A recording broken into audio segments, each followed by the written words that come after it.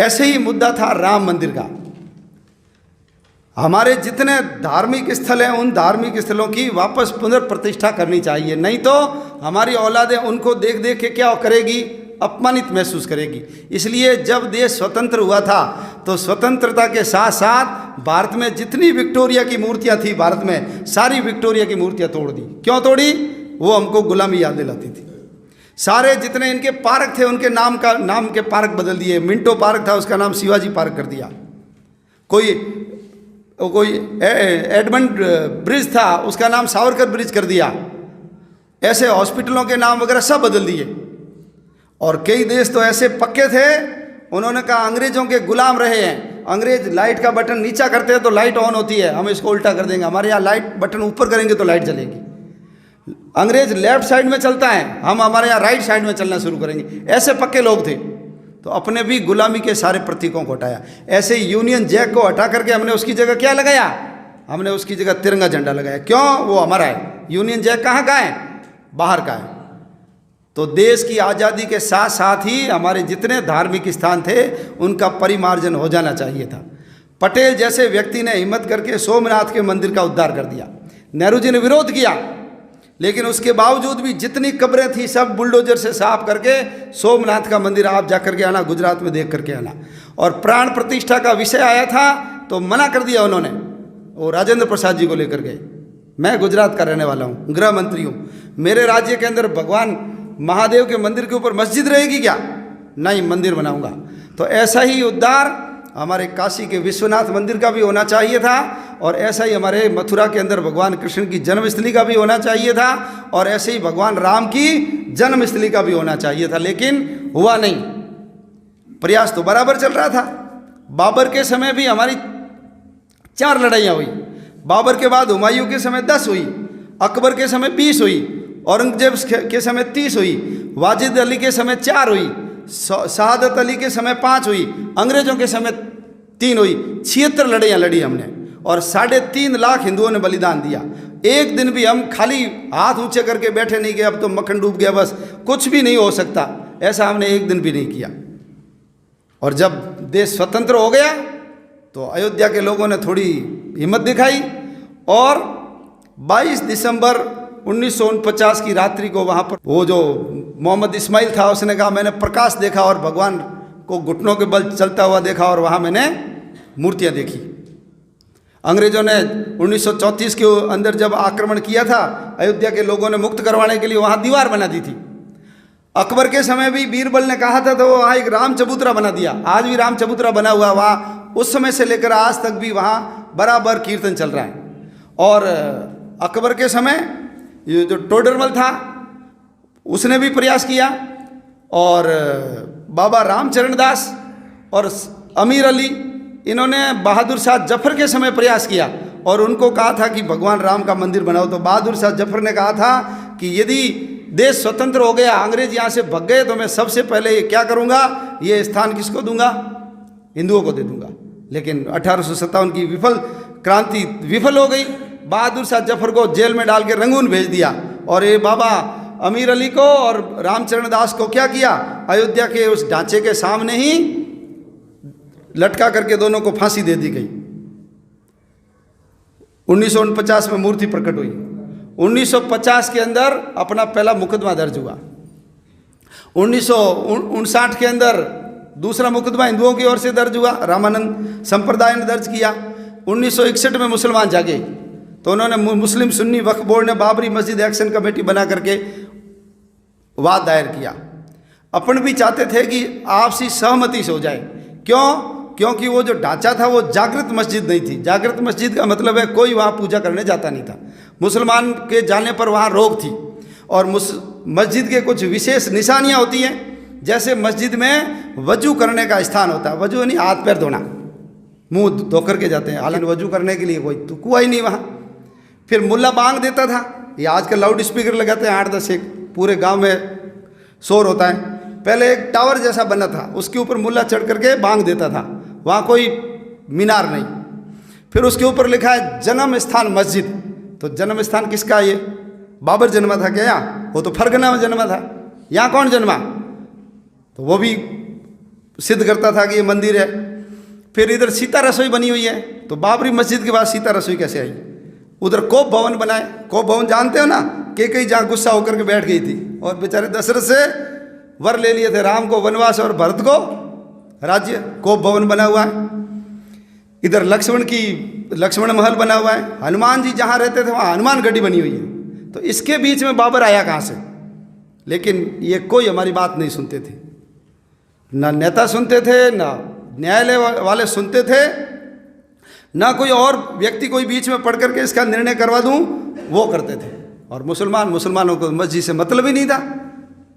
उनको तो एक ही जिद थी, बस हिंदुओं का अपमान कैसे हो, हिंदुओं की छाती के ऊपर हम मूंग दलते रहेंगे। इसलिए जब तक ढांचा है ना, हिंदू कलंकित रहेगा, अपमानित रहेगा।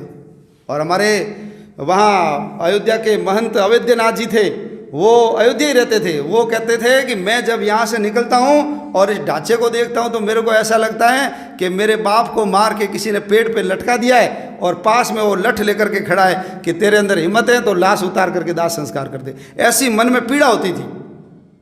तो बहुत वार्ताएं चली, लेकिन कोई निर्णय नहीं हुआ। निर्णय नहीं हुआ तो अपने जन जागरण का अभियान शुरू किया कि जन जागरण करेंगे और जन जागरण से सभी हिंदुओं को उससे जोड़ करके हम मंदिर बनाएंगे। इसलिए सबसे पहले 1984 में राम जानकी रथ यात्राएं निकाली गई। और राम जानकी रथ यात्राएं जब चली तो 1984 के अंदर इंदिरा गांधी की हत्या हो गई। हत्या होने के कारण यात्रा रुक गई। तो फिर वापस यात्राएं शुरू की गई, गंगा जल रथ यात्राएं।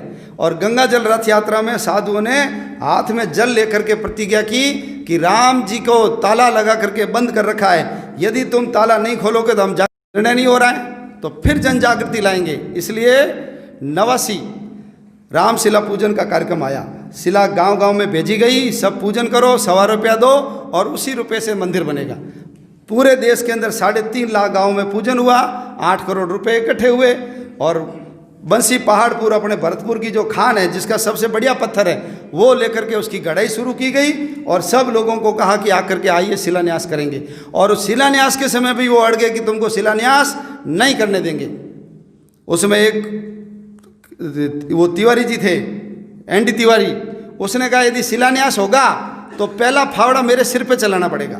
कौन बोला? एक कांग्रेस का नेता एनडी तिवारी। उसने कहा यदि शिलान्यास के लिए खड्डा खोदा गया तो पहला पावड़ा मेरा सिर खाएगा, मैं बैठूंगा, आपको नहीं बनाने दूंगा। लेकिन न्यायालय ने एक दिन पहले कहा कि ये जहाँ निर्णय शिलान्यास करना चाहते हो वो शिलान्यास की जमीन विवादित नहीं है। वो विवादित तो कितना 50 बाई 80 फीट का जो ढांचा है वही विवादित है, बाकी विवादित नहीं है। 9 नवंबर 1989 को शिलान्यास हुआ। बहुत लोग गए थे। और शिलान्यास किससे करवाया? एक दलित जाति के व्यक्ति, हरिजन से, कामेश्वर चौपाल, बिहार के रहने वाले। अभी जो राम जन्मभूमि तीर्थ क्षेत्र ट्रस्ट बनाए उसमें वो मेंबर है। वार्ताओं का दौर शुरू हुआ।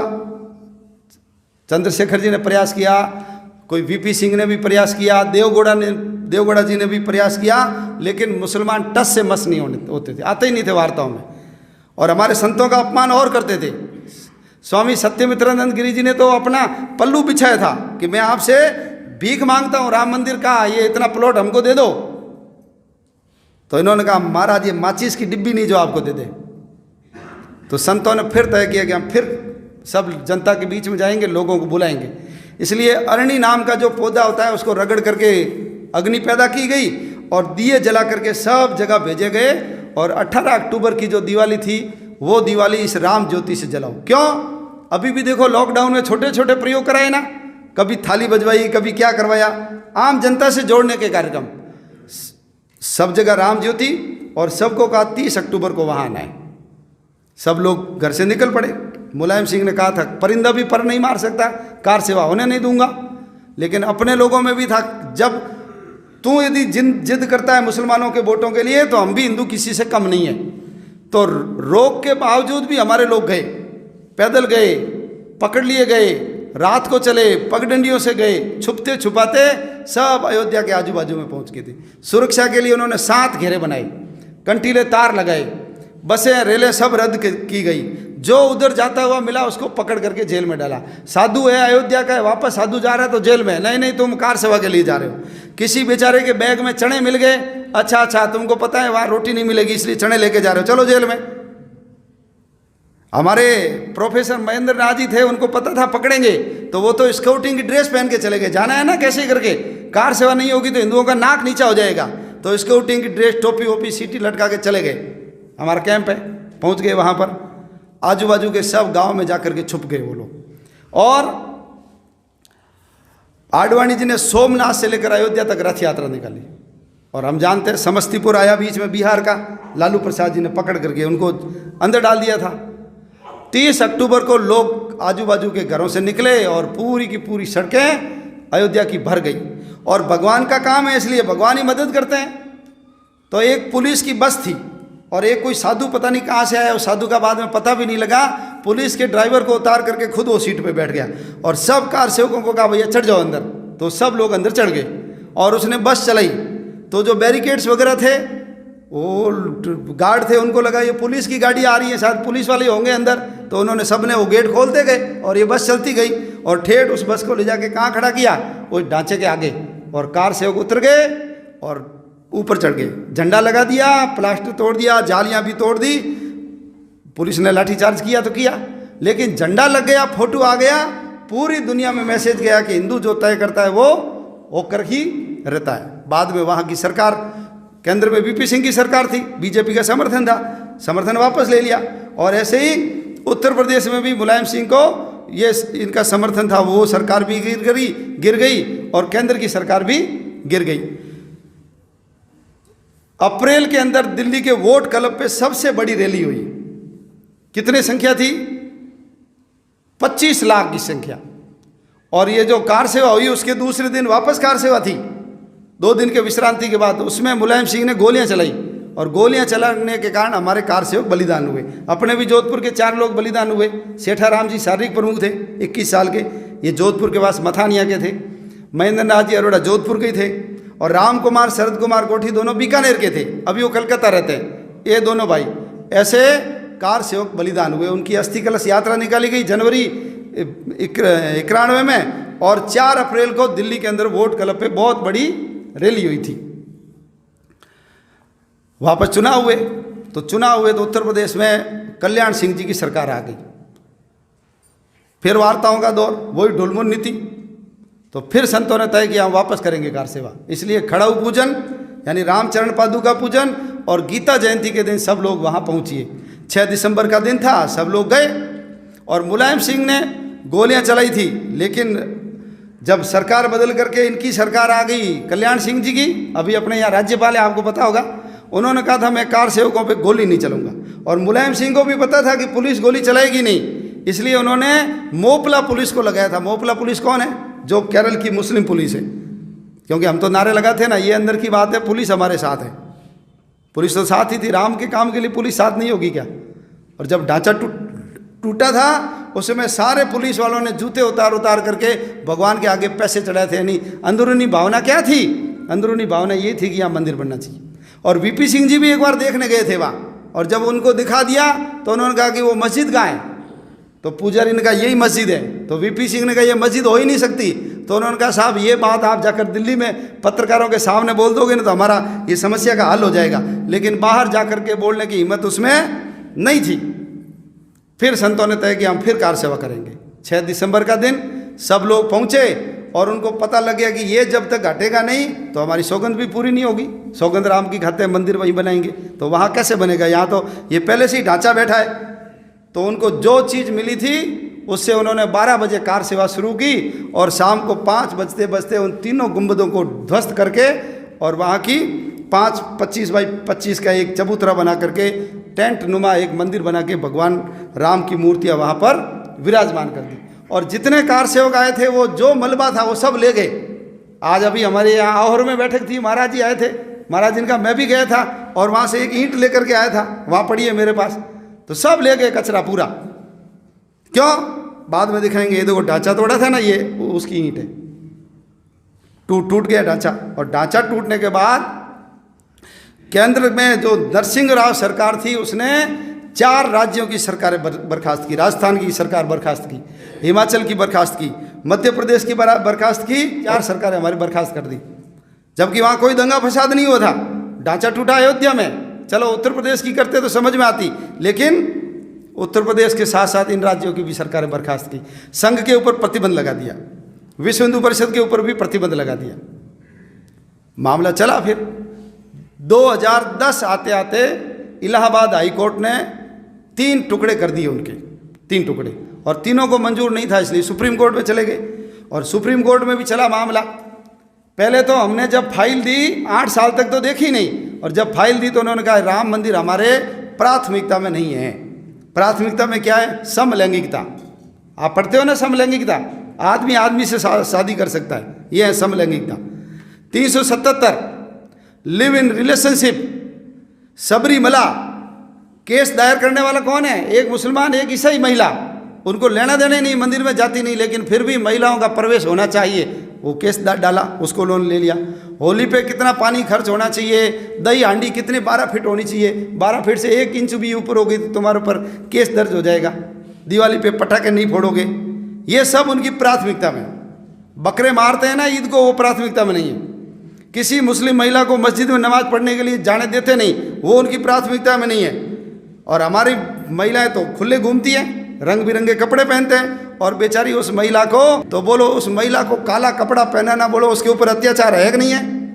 है कि नहीं अत्याचार? वो कोर्ट के ध्यान में नहीं आएगा, लेकिन ध्यान में क्या आएगा? पानी कितना लगना चाहिए, पटाखे फोड़ने कि नहीं फोड़ने, ये उनको प्राथमिकता में। तो हमारी फाइल देखी नहीं उन्होंने। फिर कांग्रेस को भी लगा कि यदि ये निर्णय हो गया तो हिंदुओं को फायदा हो जाएगा, तो एक महिला को तैयार करके रंजन गोगोई के खिलाफ क्या किया इन्होंने? केस दर्ज कराया यौन शोषण का। फिर जिनको इन्होंने प्रमोट किया था, ऐसे 4 जजों को कहा कि तुम मीडिया के सामने आके रोना रोवो, तो 4 जज आए थे ना मीडिया के सामने। भारतीय इतिहास में कभी नहीं हुआ, पहली बार हुआ। फिर उन्होंने 450 गवाहियाँ लिखा दी। 450 किसको कहते पता है? वो जिंदगी लग जाए पूरी 450 लोगों की बयान दर्ज करने में, जानबूझ करके, ताकि लंबा हो मामला। क्यों? मस्जिद बन नहीं सकती, मंदिर में कितना देरी कर सकते हैं उसके लिए फंसाओ। इस्लाम का मूल हिस्सा मस्जिद है या नहीं है, ऐसा करके भी उन्होंने एक और पेच फंसाया कि इस्लाम का मस्जिद मूल हिस्सा है कि नहीं है। मस्जिद मूल हिस्सा नहीं है, वो नमाज कहीं भी पढ़ लेते, रेलवे स्टेशन पर भी पढ़ते हैं। अभी एक फोटो आया था, वो रेल रवाना हो गई तो भाग करके अंदर चढ़ गए, वो छोड़ के चले गए बीच में ही नमाज। वो बस में ही पढ़ लेते, रोड के किनारे पढ़ लेते। 6 महीने खराब किए। और जब चुनाव आए तो ये तो पूरी ताकत से लगे कि निर्णय नहीं हो, कहीं फायदा नहीं हो जाए, बीजेपी को आ जाए, नहीं आ जाए। लेकिन परमात्मा को जो मंजूर होना होता है वही होता है। और हम सब जानते हैं कि भगवान की कृपा से पहले से ही ज़्यादा सीटें मिली उनको। और पहले तो एक ही था, फिर दूसरा और आ गया, और फिर तीसरे उत्तर प्रदेश के चुनाव हो गए तो उसके दोनों के सिर पे बांधे जैसा तीसरा और आ गया। तो इनके क्या हो गई? इनके तो गले की घंटी बन गई कि अब भैया तेरा क्या होगा रे कालिया। आखिर में इनको निर्णय करना पड़ा। क्या निर्णय किया? 5 जजों ने सर्वसम्मति से कहा भगवान राम यहीं पैदा हुए। और जब ये पिछले साल निर्णय आ गया तो अभी हम सबने देखा 5 अप्रैल को हमारे प्रधानमंत्री जी गए और साष्टांग दंडवत हो गया। आगे साष्टांग दंडवत किसको कहते हैं पता है? 6 अंग, साष्टांग, षड-अंग, 2 टांगे, 2 हाथ, 4, 5वां माथा और 6ठा ये अपनी छाती, सीना, ये 6 अंग जिसके लगे उसको बोलते हैं साष्टांग दंडवत हो गए। भगवान हम भी नहीं होते, अपने में से कोई 1-2 होता तो होगा होगा, हम तो केवल भगवान को ऐसे कर देते या टंकोरी बजा देते। लेकिन प्रधानमंत्री जब भगवान के आगे ऐसे होता है, हमारे छोटे छोटे बच्चों के भी मन में आता है कि नहीं, प्रधानमंत्री जब हो रहा है तो मेरे को भी होना चाहिए। भगवान राम झूठी कल्पना नहीं है, विग्रहवान धर्म है। धर्म यदि देखना है किसी को तो भगवान राम को देख लो। ऐसे धर्म दिखता नहीं, कहाँ दिखता है? धर्म का प्रतिरूप देखना है तो भगवान राम को देखो। उनका कोई आचरण ऐसा नहीं था जो धर्म के विरुद्ध जाता है। आज प्रधानमंत्री गंगा की आरती करता है, हमारे बच्चों में गंगा के प्रति भक्ति जगती है। आज प्रधानमंत्री पशुपतिनाथ के मंदिर में जाके भगवे कपड़े पहनता है, त्रिपुंड लगाता है, हमारे मन में परमात्मा के प्रति भक्ति बढ़ती है। जब वो केदारनाथ में जाकर के बैठते हैं गुफा में तो हमारे मन में भी हमारे मठों के प्रति, हमारे पर्वतों के प्रति हमारी श्रद्धा निष्ठा बनती है। तो अब जो अनुकूलता बनी है उसमें अपन सब लोग, हम कार सेवा में नहीं गए होंगे, हमने भले ही ढांचा तोड़ने में योगदान नहीं दिया होगा, हम छोटे रहे होंगे, हमको याद भी नहीं, इनको तो बिल्कुल भी याद नहीं बच्चों को। अपने में से कई लोग गए भी होंगे, कौन कौन गया था उसमें कार सेवा में जाने का सौभाग्य जिसको मिला, या मान लो शिला पूजन जिसने कराया कि हाँ हमको गाड़ा लेकर घूमे थे, राम ज्योति जिसको याद है कि राम ज्योति आई थी, हमने दिए जलाए थे, और वोट क्लब की रैली में भी जाने का मौका मिला। 25 लाख लोग इकट्ठे हुए 4 अप्रैल। अभी 2 और कार्यक्रम हुए थे। एक तो हुआ था श्री राम जय जय राम माला फेरो आया था कार्यक्रम, और उसके बाद एक आया था हनुमत शक्ति जागरण यज्ञ। हम सब ने हनुमान जी को जगाया था कि हनुमान जी निर्णय करो, इन बुद्धि सही करो तुम, ऐसी प्रार्थना की थी हमने यज्ञ कर करके। तो आज जो अपनी अनुकूलता उसमें हम सब लोगों को योगदान देना है। क्या योगदान देना है? भगवान राम का जो मंदिर बनेगा उसमें मेरा सहयोग हो, और सबसे पहला सहयोग है समय का समर्पण। क्यों? समय देंगे तो सब हो जाएगा, समय नहीं देंगे तो कुछ भी नहीं होगा। बीमार हो जाते हैं, टांग टूट जाती है, ब्रेन ट्यूमर हो जाता है, हार्ट अटैक हो जाता है, पड़े रहते हैं कि नहीं पड़े रहते हैं घर में। तो भगवान राम के लिए मजबूर होकर के नहीं देंगे। मैं स्वयं इच्छा से अपना समय लगाऊंगा, और समय लगाऊंगा तो धन अपने आप आ जाएगा। और धन किससे लेना है? आम व्यक्ति से लेना है। लोग कहते हैं भाई साहब वो तो सरकार दे देगी, सरकार से 1 पैसा भी नहीं लेंगे। सिर्फ केंद्र सरकार ने 1 रुपया दिया है, और वो भी SBI अयोध्या ने फोटो फ्रेम करवा करके अपने बैंक में लगा रखा है कि ये 1 रुपया किसने दिया है? केंद्र सरकार ने दिया है। हाँ, मोदी जी के पास जाएंगे, लेकिन व्यक्तिगत जाएंगे, इंसान के नाते जाएंगे। मोदी जी पैसे दो, वो जितने कटाएंगे कटाएंगे। योगी जी के पास जाएंगे, राज्यपाल के पास जाएंगे, मुख्यमंत्री के पास भी जाएंगे।